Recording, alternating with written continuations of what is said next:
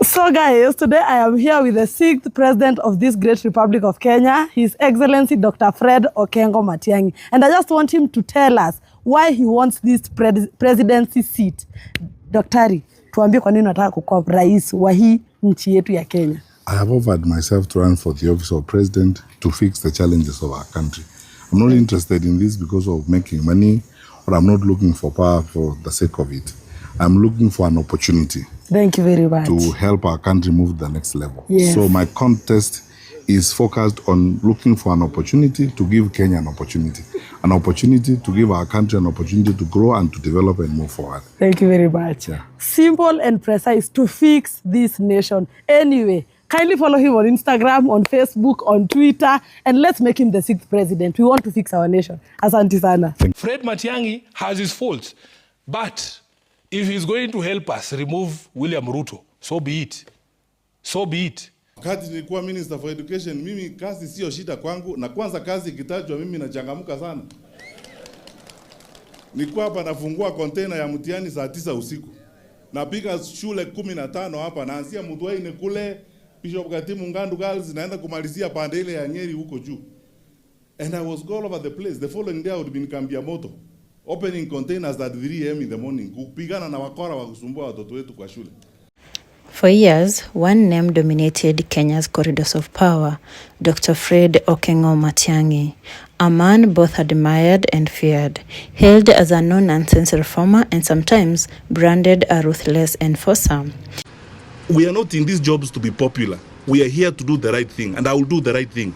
We must sort this thing out. Honorable members, hapa lazima tukubaliane. We have to sort this thing out. So, Golosh, I am sorting it out. That's what we are trying to do. I wish this gentleman was cooperative. He rose fast, spoke little, but acted boldly. Where is the Kiswahili teacher? What is his name or her name? Mrs. Mrs. Kasingo. Where is Mrs. Kasingo? She is away today in the convention. She has a sick man. All right. Okay, no problem. Very good. Where is the biology teacher? What is his name? I beg your pardon, what's his name? Mr. Lambuki. A second class without a teacher. That is a teacher who came yesterday to teach in practice. No, it's okay. A second class without a teacher. Let me see your textbook. Fred Matiang'I was born in Nyamira County, deep in the green highlands of Kenya's Kisii region. Raised in a modest family, he was taught the value of education, discipline, and hard work from a young age. He attended local schools before joining Kenyatta University, where his brilliance and outspoken nature began to shine. After earning a bachelor's degree, he pursued further education, eventually obtaining a PhD in communication and comparative literature. To his students and colleagues, he was not just a lecturer, he was a mentor, pushing others to think deeply and act decisively. This year, there was no cheating, there was no monkey business. We have a clear, clean result.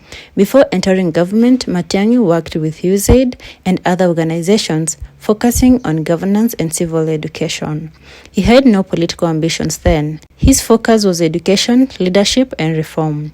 In 2013, Matiang'I was appointed Cabinet Secretary for Information, Communication, and Technology under President Uhuru Kenyatta's first term. This was his first step into the political arena, and he made his mark fast. He pushed for digital migration, improved government service delivery, and strengthened policies on ICT infrastructure. But it was in 2015 when he moved to the Ministry of Education that his name became known across the country. Excellency, in conclusion, I promise you that we will do everything as you have guided us. We will embark on a very active recruitment program, very deep and active consultations. Sio kelele, not noises, not... Here, Matiang'I transformed into what Kenyans called the Iron Minister. When he arrived at the Ministry of Education, chaos reigned. Exam cheating was rampant, corruption plagued the system, and confidence in national exams had collapsed. Matiang'I moved swiftly, introducing strict examination policies, cancelling compromised results, and reshaping the Kenya National Examination Council. He shut down fake schools, removed corrupt officials, and restored integrity in just 1 year. Kenyans were amazed, some terrified, but all agreed things had changed. Parents called him a hero, students respected him. But behind the success, critics whispered he was too tough, too fast, and too loud. In 2018, Matiang'I was moved to one of the most powerful offices in government, Cabinet Secretary for Interior and Coordination of National Security.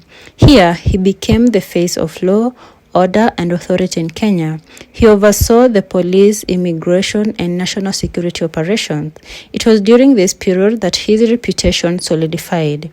To supporters, he was a fearless patriot, cleaning up the system and bringing accountability.